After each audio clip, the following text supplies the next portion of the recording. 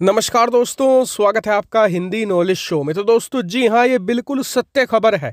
ईरानी सेना और तालिबानी लड़ाकों के बीच में जबरदस्त झड़प हुई है और तालिबानी प्रवक्ता ने तो ये भी क्लेम किया है कि हमने करीबन 3 ईरानी सेना की चेक पोस्ट पर कब्जा कर लिया है। इतना ही नहीं, ये भी बताया गया है कि झड़प के दौरान करीबन 9 ईरानी लोगों की मौत हुई है और तालिबान का कहना यह है कि इसमें कई सारे ईरानी सैनिक भी शामिल हैं। वहीं बात करें ईरान की, तो शुरू के कुछ घंटों में तो उन्होंने इस पर कोई जवाब भी नहीं दिया था। क्यों? क्योंकि ये एक बहुत बड़ी शर्मनाक चीज़ थी ईरान के लिए कि तालिबान के जो जाहिल लड़ाके हैं वो उनकी वेल ट्रेन्ड सेना को इस बुरी तरीके से हराते हैं कि 3 चेक पोस्ट कब्जा कर लें। ये अपने आप में एक शर्मनाक घटना है ईरानी सेना के लिए। ऐसे में शुरुआत में तो ईरान की तरफ से कोई जवाब भी नहीं आया, लेकिन जब तालिबान ने दुनिया के सामने खुलकर ये कहना शुरू कर दिया कि जी हाँ, झड़प हुई है और हमने ईरान के खिलाफ ये किया है, तब जाकर ईरानी सरकार को भी झुकना पड़ा और उन्होंने भी स्वीकार किया है कि जी हाँ, तालिबान के साथ हमारी लड़ाई हुई है।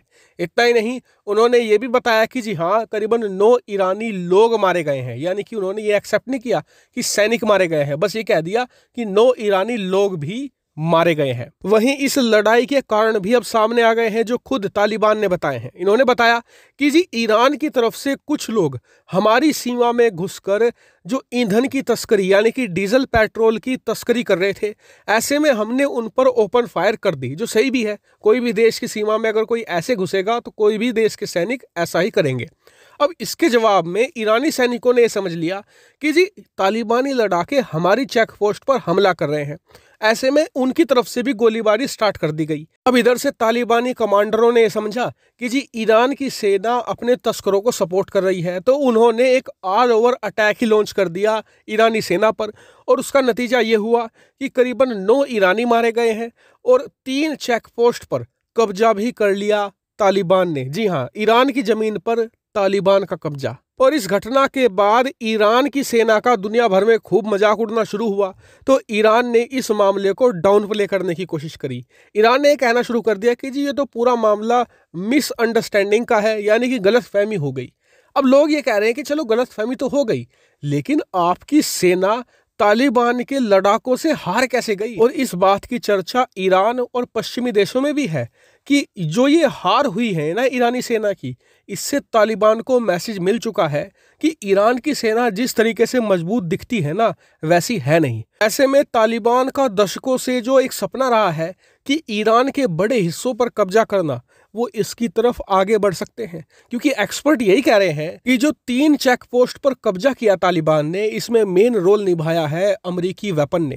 क्योंकि तालिबानी लड़ाकों के पास आज की तारीख में जो राइफल और गन्स मौजूद है ना, वो जो ईरान के एलिट कमांडो है ना, उनसे भी ज़्यादा एडवांस है।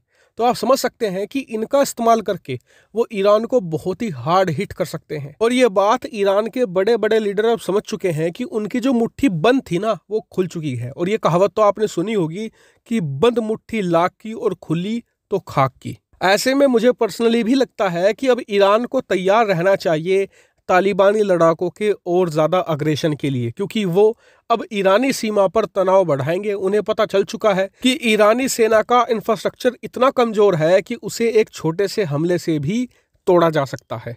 ऐसे में ईरान कुछ बड़ी चीज़ों के लिए अब तैयार रहे। हालांकि आपका इस पर क्या मानना है, कमेंट करके जरूर बताएगा। चैनल को सब्सक्राइब जरूर कीजिएगा। फिलहाल वीडियो में इतना ही। Thank you very much for watching video.